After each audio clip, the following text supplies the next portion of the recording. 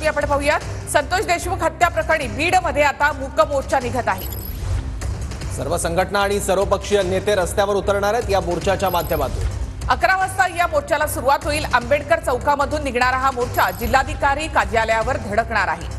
थेट माहितीसाठी आपण जाऊयात आमचे प्रतिनिधी दत्ता कनवटे यांच्याकडे। दत्ता, मोर्चाची तयारी कशी आहे? आता काही लोक जमलेत का? तसंच नेते या ठिकाणी आता पोहोचलेत का? नक्कीच निखिला, बीड शहरात संतोष देशमुख हत्या प्रकरणी प्रचंड मोठा मोर्चा निघतो। या मोर्चाची तयारी पूर्ण झालेली आहे। आपण जर बघितलं तर मोर्चा ज्या ठिकाणी आल्यानंतर सभा होणार आहे त्या ठिकाणी सभेचा जो स्टेज आहे ते पूर्णपणे तयार झालेला आहे। या ठिकाणी संतोष देशमुख यांचा फोटो असलेला प्रचंड मोठा बॅनर सुद्धा लावलेला आहे, ज्यावरती माणुसकीची हत्या, भव्य मूक मोर्चा आणि न्याय पाहिजे असा उल्लेख करण्यात आलेला आहे। आणि या मंचावरती जर आपण बघितलं तर वरती सगळीकडे काळे झेंडे या ठिकाणी लावण्यात आलेले आहेत। काळे झेंडे लावून ही सभा घेण्यात येते आहे। काळे झेंडे लावून या ठिकाणी संतोष देशमुख यांच्या हत्येचा निषेध सुद्धा व्यक्त केला जातोय।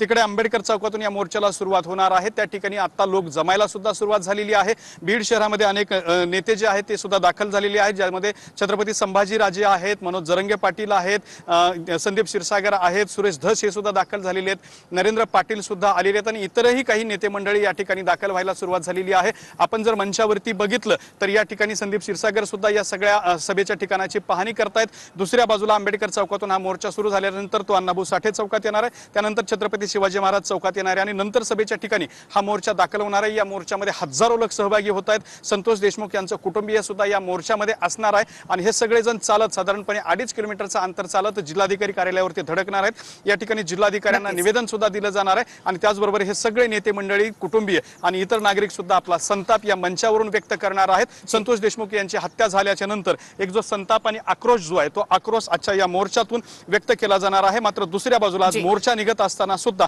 पोलिसांकडून मुख्य आरोपींना अजूनही अटक झालेली नाही। ज्या वाल्मिकी कराडांना अटक करण्याची माहितीबद्दल तर ज्या ठिकाणी मोर्चा संपेल तिथे हे भव्य स्टेज ते उभारण्यात आलेले आहे आणि इथे ही सभा होणारे नेते या ठिकाणी संबोधित करतील।